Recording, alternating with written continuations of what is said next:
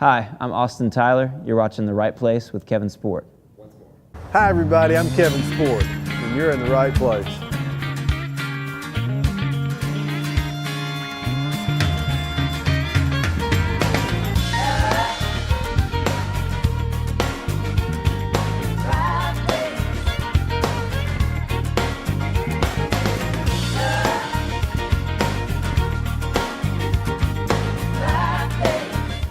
The Right Place with Kevin Sport is sponsored by Frederick's Outdoor.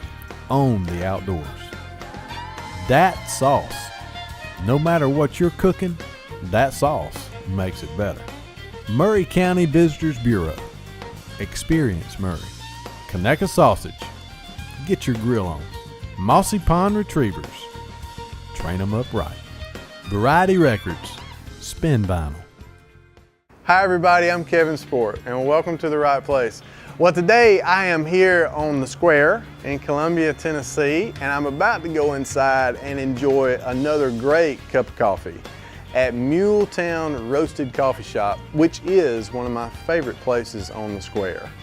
And you know, one of the best things about growing older is that we gain perspective. Now, you may be sitting at home today and you may be thinking, wow, I remember a time when I was a little faster, maybe a little stronger, maybe even a few pounds lighter. And then you're thinking about all the decisions that you made that might have been mistakes, or the decisions that you could have made that might have been better. Well, you know what? Luckily, we're not the sum of just one experience in our life, which brings me to our guest today. Austin Tyler is one talented young guy, and after his performance on American Idol, well, he gained a lot of perspective, and he also got serious. He's all in, and I'm excited today about introducing you to him. Austin Tyler.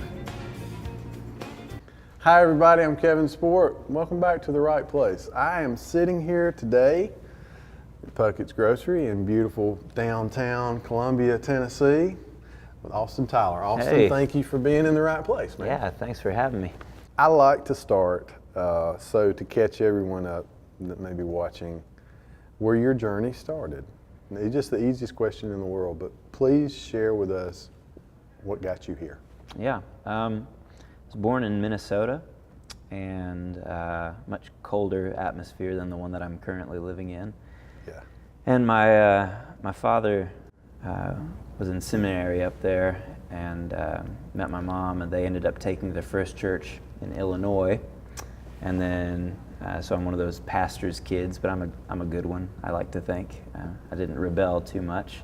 They ended up taking a second church up in Wisconsin, and right about that time I was getting up the age where my mom had started doing music for kids. She was a piano teacher, and so she'd start really young, about 3 to 5 years old, and so I got involuntarily drafted into that and took lessons, and that kind of developed my ear. You know, I don't read music now, not because I can't, but just because I'm lazy, and I'd rather just pick it out and, you know, do a kind of improv.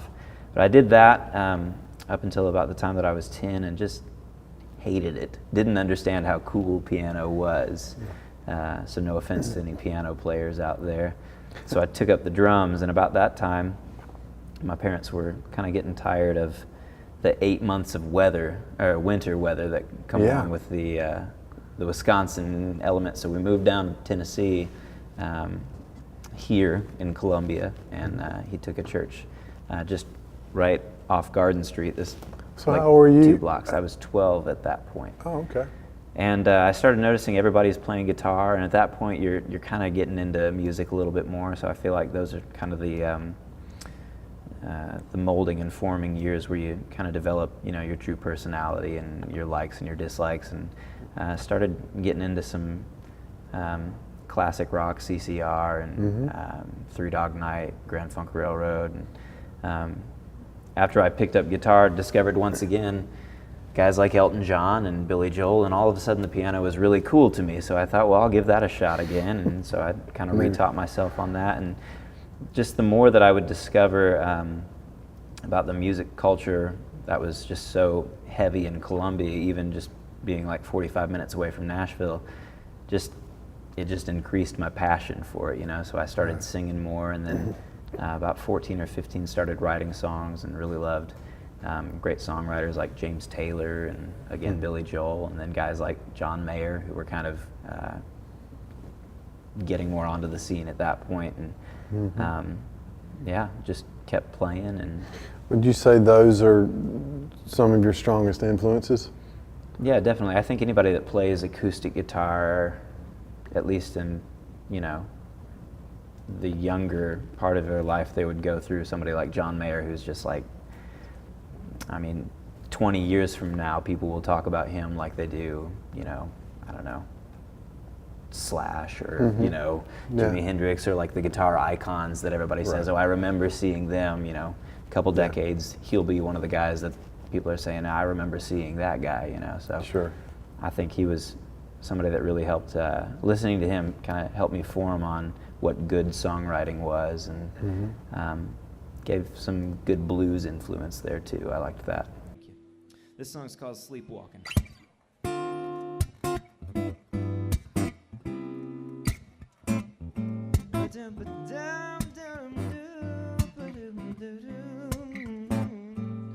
This is my notice, I've chosen not to open up my eyes. I fear that if I do, my dream will be broken. I'm a stargazer grazing fields of blue, feasting my eyes on bigger skies than my mind's I could ever chew. And I'm like, I don't and I won't. I can't stop dreaming things too big to be conceivable, not into paying attention to the limits on my life. So I spend a dream bigger from this moment on, 'cause I'll take walks in my sleep in hopes of closing gaps between my dreams and my reality. If they're just out of reach, I don't get laid down by the weight, I just keep moving my feet, then I'll get there.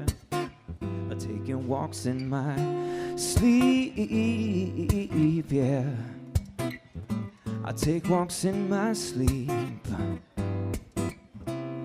Let's talk about this. Now when did we start this, taking our hearts and boxing them into a slim version of what we want, pretending that it fits, I'm over it.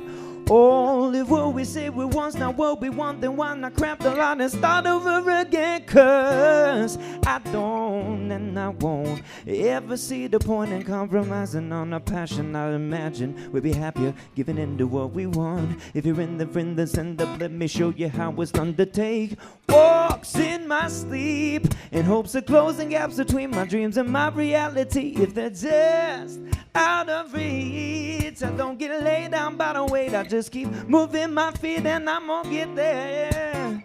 But taking walks in my sleep, yeah. I take walks in my sleep. Yeah, it's madness, but it happens. We've been trapped into the habit of thinking, if it ain't practical, I'm never gonna have it. But I believe that if it's something you want badly, close your eyes and dreams the hands that's big enough to go and grab it. Take a walk in your sleep in hopes of closing gaps between my dreams and my reality. If they're just out of reach, I don't get laid down by the weight, I just keep moving my feet and I'm gonna get there. But taking walks in my sleep,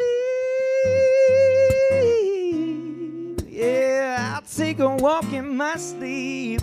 But but whoa, but I'll take a walk. But yeah, yeah, yeah.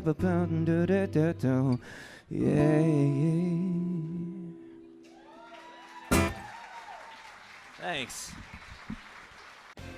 You're watching The Right Place with Kevin Sport. That sauce is great on everything, and we had people put it to the test. So good. Delicious. It's good. It's good. Really good. That sauce, you can be a dad head too. Ask for that sauce at your local retailer. Meanwhile, down at the farm. Good morning, y'all. Welcome to the Fredericks Experience. You know, Mahindra is the #1 selling tractor in the world. Honey, these Mahindras are fabulous. Demo a unit, sir? Barb, you want to go? Now you go ahead. And as always, free delivery. Fredericks Outdoor Water. Here's your Fredericks Outdoor Apparel. It'll get you into all the concerts for free. Don't forget your puppy. Fredericks Outdoor. Make your purchase an experience. And now back to the right place with Kevin Sport. Welcome back to the right place. You know, I get to talk to people of all different ages, and I'm always learning something or being reminded of something. And since today we're talking about perspective, well, Austin Tyler has perspective on his career. Well, tell us about the American Idol experience. I guess you knew I was going to stumble onto everybody this wants to know. at some point. So there's this weird thing, I don't know if this is something that all musicians have, but there's this kind of voice in the back of your head, this very skeptical voice that says, I think everybody's lying to me. I don't think I can really sing or play, and they're just being really nice for a long time. And I had that going for a long time, and still, you know, to a level have that, but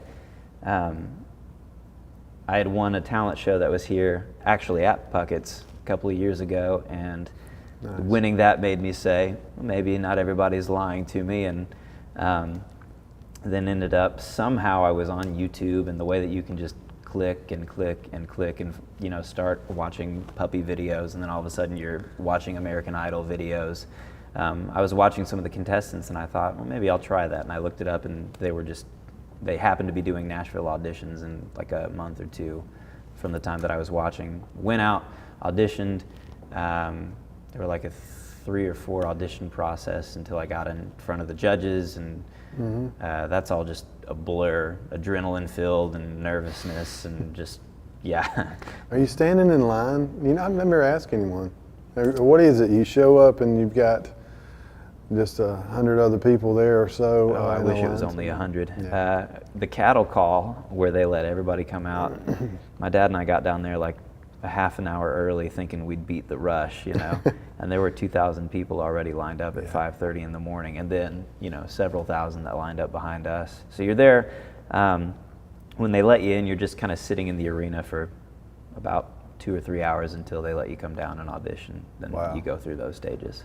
Did they cut it down pretty good, like yeah, few seconds of something at that point? Yeah, you sing for maybe 20 seconds, and then they'll say, all right, for better or for worse, they said that's enough of that. And they move it from that day. They'll have like 6,000 or 7,000. Then the next day when they call you back, there'll be about 150. So they cut it real quick. Wow. Yeah, it was pretty intense. You know, a lot of hurry up and wait, and then very small amount of just adrenaline-filled moments, and then you're waiting some more. Yeah, it was an experience. What did you take from that experience? So I ended up making it out to Hollywood Week, and there were about, I think, 250 people that they took out, and it's the best of the best for that year, you know?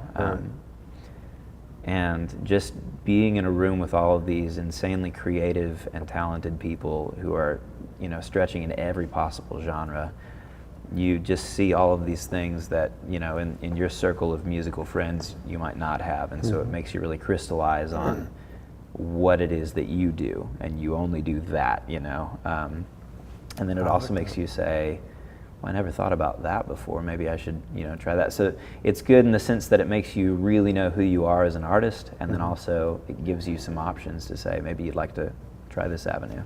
Right. It was cool. And then on top of that, I got a free trip to California, so that was also good. You're watching The Right Place with Kevin Sport. Hi everybody, I'm Kevin Sport, letting you know that you can be a good sport too. Just go to our website at therightplacewithkevinsport.com and check out our merch. We've got t-shirts, we've got hats, we've got mugs, and especially the music. Remember, you can check out all this and more at therightplacewithkevinsport.com.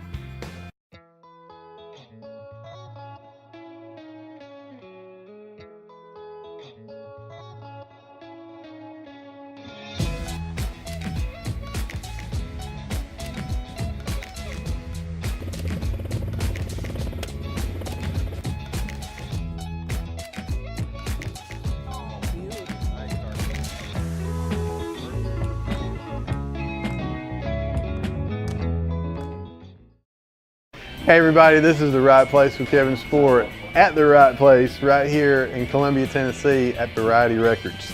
Go check out Variety Records at varietyrecords.com. And next time you're here in Columbia, Tennessee, you gotta come to this store. Check out your favorite album, past, present, and in the now, because I'm telling you, vinyl is back.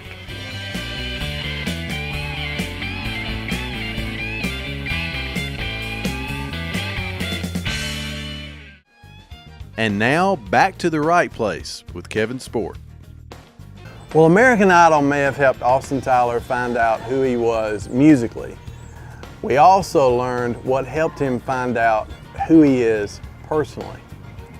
Our philosophy is life is a journey. We talk about this a lot, and I think some people may have the idea that American Idol is like The Arrival. You know, like if you can make it on American Idol, Yeah. then, you know, it is, you've arrived, and you know, whereas we step back and we're like looking at it like, well, it's a part of the journey Sure. for each individual. And I find that you're already an artist, and you know, and your music and everything like that. So I thought it was kind of neat that you chose to subject yourself to that experience, and you got something positive out of it that Well, yeah. you There's can take with you. a lot of negative that you could choose to take out of it, but I chose to let go of any potential bitter feelings, or you know, I didn't want to be that guy that they're following out the door and he's just screaming angrily at them. That's not how I want to be known. So Right. I opted out of that. Yeah, you don't want that to be a YouTube moment. No, No. not looking to go viral that way. No, I understand. Well, you touched on something. There are a lot of talented people. That's certainly one avenue to get noticed, Sure. to pursue in this business. Sure. You know, The Voice and all the, you know, those platforms, as I like to call them, are good. You're just the first person that I've asked that particular question to. Happy to be the guinea So pig, thanks. the test subject. Yeah. Where do you see yourself fitting in, or if someone asks you, and I know they probably have, tell me about your music, who are you as an artist? How do you answer that question? You know, I find when I'm writing songs, I'll have some that come to me and they're a little more soulful and a little poppy, and other ones I'll write and they're a little more like old school country. So somewhere in the middle of like a pop folk jazz is where I'd like to land. Blue-eyed soul, I think some people call it. Yeah. So yeah, somewhere in that genre. I don't know. I don't ever want people to be able to pinpoint me. So about the time they start saying, "Oh, we know who you are," that's the time that I'll try and switch it up a little bit. Okay. All right. Well, I think there's a strong movement going on. I've had the pleasure of meeting some great songwriters and, you know, folks that are just doing their thing and really performing and writing some really great stuff. Yeah. And you're definitely one of those guys. Thanks. How do you, I try to ask questions for our viewers, you know, and sometimes I try to go deeper, and because I ask a lot of basically some of the same questions, but it's remarkable how I get different answers. And you start piecing it together, because we're all made different, you know, we're all created different. Sure. What makes you want to write, to have a desire to write? How do you go about that? You know, I think it's a number of things. For one, you know, growing up, having my dad as a pastor, I think there's kind of always this sense watching him that he had kind of a message behind what he was saying. And I like that there's a point to what we say, and hopefully for good reason, and for positive and for encouragement.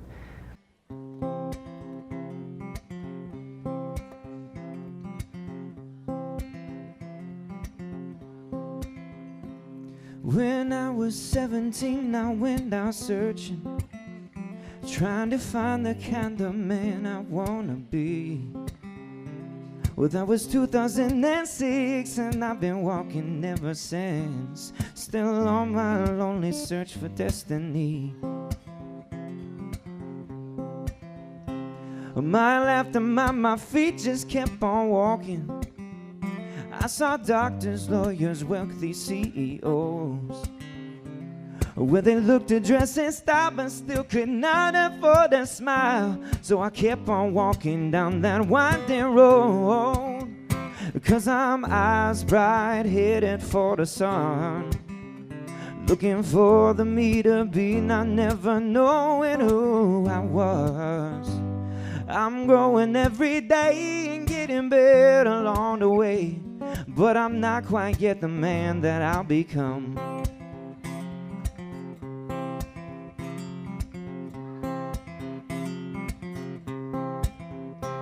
I met a man named Michael on my journey. Said the road was all the home he'd ever want. But he wouldn't take my help, and after saying it made me jealous. Who he wanted to be was exactly who he was. But for me, I'm eyes bright, headed for the sun, looking for the me to be, not never knowing who I was. I'm growing every day and getting better along the way, but I'm not quite yet the man that I'll become. But don't send your pity my way, I'm just fine along this highway, hoping to finally find my prime identity. But if your will gives way to your laser ache to break into a little self-revelation, come on man, get right beside me, you know where to find me. I'll be eyes bright, headed towards the sun, looking for the me to be, not never knowing who I was. Yeah, I'm growing every day and getting better along the way, but I'm not quite yet the man that I'll become. Said I'm growing every day and getting better along the way, but I'm not quite yet the man that I'll become. But I'm gonna get there one of these days. You're watching The Right Place with Kevin Sport. Hi, I'm Kevin Sport, and on October 31st at Fredericks Outdoor in Decatur, Alabama, we will be sharing the stage with legendary group Shenandoah, their Reloaded tour with lead singer Marty Raybon. That's October 31st, Fredericks Outdoor, Decatur, Alabama. And you can find out more information by visiting fredericksoutdoor.com. Hey, I'm Kevin Sport, and if you want to be in the right place, visit our website, therightplacewithkevinsport.com, also at facebook.com/therightplacewithkevinsport. You can find us on Twitter at The Right Place TV, and also on Instagram with yours truly, just Kevin Sport. And remember, when you're following your dream, your God-given dream, well, you're always in the right place. And now, back to The Right Place with Kevin Sport. Well, today we've been talking about becoming who you are and perspective. Well, here's my good friend, Southern singer-songwriter Hound Brown, and his take on perspective. It takes it all, everything that we do, the mishaps, mistakes, all the mess we go through. Hindsight's the place we find the wisdom and strength, where we view it at work, our hoping, our faith. At my worst, I'm doing the very best that I can. Why, I do ask, would I do any less? Draw strength from your scars and lick on your wounds. Discover the meaning of peace, truth, and tattoos. I'll say this much, who we are to a T. The composition of you, the creation of me, it takes it all. We learn as we go, succeeding, failing, wherever we roam. So you be you, I be me. Who else in the world could either one of us be? Who we ain't may define us as much as our best. Our struggling, surviving this test after test. Brothers and sisters, everything that we do, it takes it all the mess we go through. Plowology with Hound Brown is brought to you by Fredericks Outdoor. Well, you know there's bumps and bruises along the way. All these experiences are just what makes up who we are. So stay positive and enjoy the ride. And remember, when you're following your dream, your God-given dream, you're always in the right place. Girl, by now I hope that you know better. The truth was gonna come out in due time, but you've been spinning stories for a while now, and I'm afraid this go-round just won't fly. You've been working